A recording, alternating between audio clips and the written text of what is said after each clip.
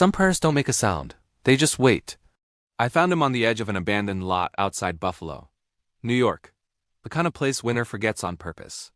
A 5-month-old black German Shepherd puppy chained to a bent metal post, half buried in snow.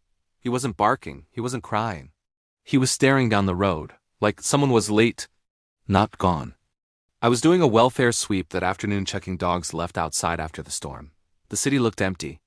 Gray sky, frozen sidewalks, silence thick enough to feel. I almost missed him. At first, I thought he was a trash bag caught in a drift. Then he blinked. Snow was piled up to his belly.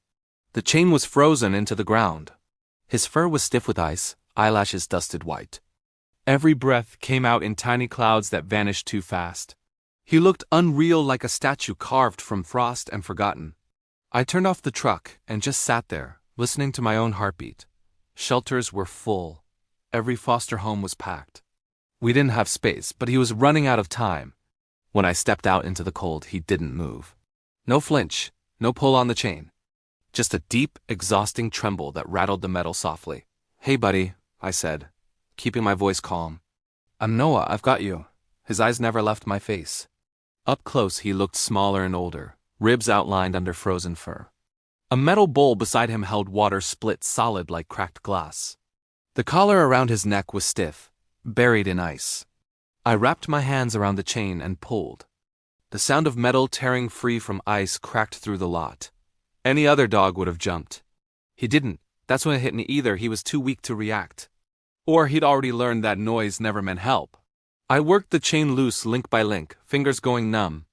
When it finally came free, I slid my hands under his chest and lifted. He didn't resist.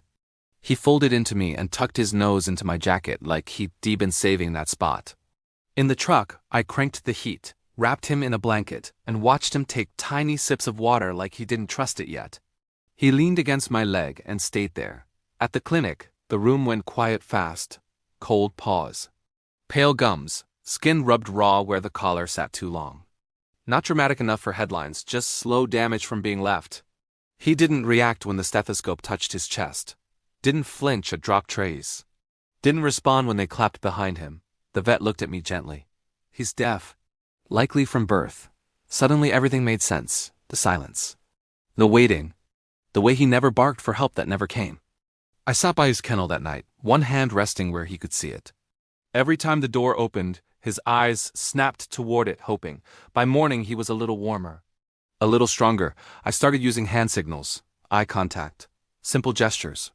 He caught on fast, watching my hands like subtitles to a movie. I tried names. None fit. Then I pressed my hand to his chest and signed, "Anchor." He leaned into it. Over the next weeks, Anchor changed. His coat shined, his tail wagged when he saw me. But visitors hesitated. "Deaf, black shepherd. Too hard," they said. At closing time, Anchor always lay by the front gate watching. Then one afternoon, while he rested near the hallway, his head lifted suddenly. His body tuned toward something I couldn't sense. A small boy stepped around the corner. Hearing aids looped behind his ears. He stopped when he saw Anchor. They just looked at each other. The boy held out his hand. Anchor watched his fingers, then gently pressed his nose into the palm. The program coordinator whispered, "He'd be perfect for our kids." Today, Anchor wears a bright therapy vest. He lies on a rug while children read to him, kids who speak with hands, eyes, patience. He listens better than anyone ever has. Sometimes when snow falls, I still drive past that empty lot. But now, instead of a frozen shape waiting in silence, I see a dog running toward a room full of kids who finally understand him. What looked like the end was just the quietest beginning.